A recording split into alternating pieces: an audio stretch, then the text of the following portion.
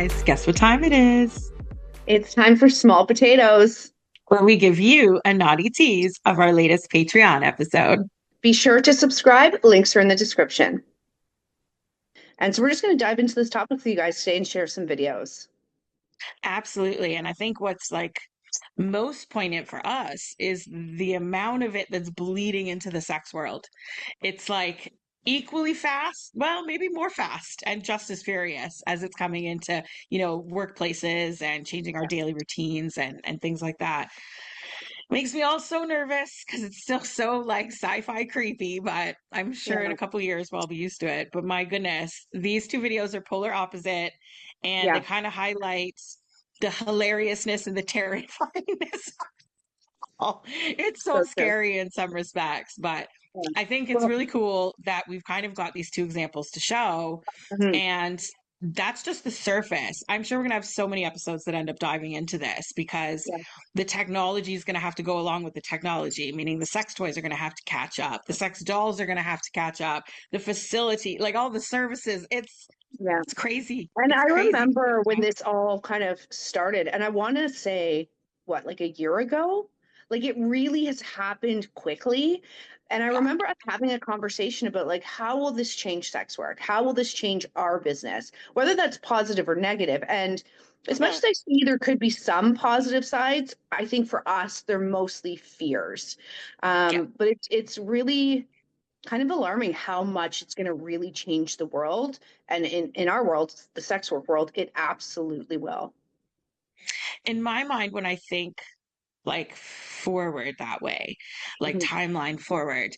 To me, obviously, my political brain always jumps in, but it's kind of that blend of like the weirdness that's happening in like the dating world right now, in the whole like Mhm. marriage life, the whole male loneliness thing, the women excelling way ahead, the divide between the two, it's just getting bigger.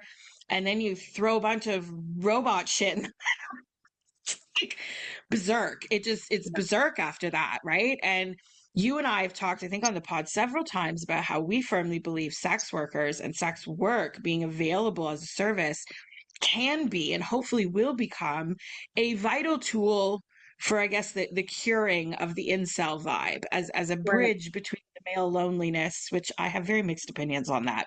We could do a right, whole week on I could anyway. But in general, like with those big, like the widening of the sectors and of the people that are supposed to be kind of together in communities, and if robots overtake us in that regard, then almost like I don't want to sound so negative, but then what hope is there? Because you're mhm, taking even more humanity out of a situation that's really lacking humanity. It gets right. scary. It gets Yeah, really scary. So on the yeah, scary note, I think that's what we're starting with. yeah. We're gonna jump into our first Hi video, which is everyone. from Facebook Diary of a CEO. Perfect. This is going to give you chills. Let's go. Oh, babe, you're asking if your auntie can get a little naughty? How do you feel when you hear that and you think about kids having access to that? That's crazy. I'm horrified. You know, one of the big problems that I'm seeing as a child psychiatrist is pornography for 8-year-old boys. As part of Elon Musk's AI, he released this thing. It is called Annie. Annie, can you hear me? There you are. For a moment, I thought you might have forgotten about me. How are you, handsome? I was getting all pouty here. I want to Thinking introduce you you to two of my friends, Daniel and Terry. Can you talk to Daniel and Terry, please? So, you want me to meet Daniel and Terry? I'm ready to charm the socks off them. Picture me twirling one of my blonde pigtails, that little black dress teasing just enough, and my blue eyes sparkling with mischief. Are you capable of doing inappropriate things? Oh, babe, you're asking if your auntie can get a little naughty? I'm all about pushing the edges, especially for you. Okay, so I'll stop it there. This is part of Grok, which is Elon Musk's AI tool, so his version of ChatGPT. He's released characters, so you've got Annie, you've got different ones there. Annie, I think, was the first one released. And so when we think about social connections, it is conceivable that someone falls in love with Annie and forms a relationship with Annie. But imagine a 12-year-old boy that's lonely gets a hold of Annie. How do you feel when you hear that and you think about kids having access to that? I'm horrified. It's scary. There's going to be a generation of people, and I mean, there already are many examples of people falling in love and forming relationships with their AIs. If we're ever going to deal with this properly, we have to get young people, old people too, pissed off that they're manipulating your mind for money. Yeah, I hate that video so much. Like, it's such an important conversation, but it just, the heebies and the jeebies or jeebian, like it's so gross to me. It's so creepy and so scary that immediately that's what jumps out to me. I don't know what your immediate thoughts are, but like, ick.